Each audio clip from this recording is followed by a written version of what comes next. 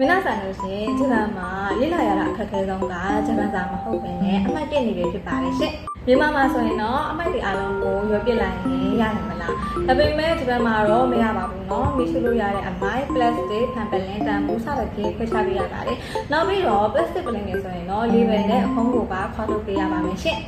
ဂျပန်မှာအမိုက်တွေကိုဖြစ်တယ်လို့ရောထည့်ပြီးတော့ဆုံးပြင်းနဲ့တောင်ဝင်ရှိရဲ့လူတွေကလာမသိမ့်ပြပါဘူးဒီကဖောက်ရပါတယ်ဆိုတော့စတစ်ကာကတ်ခံရပြီးတော့အိမ်သားချင်းတွေရဲ့အပြည့်တင်ချင်းကိုပါခံရနိုင်ရှိပါတယ်ရှင်ဒါကတော့ရှစ်စရာကောင်းတဲ့ကိစ္စပဲဖြစ်ပါတယ်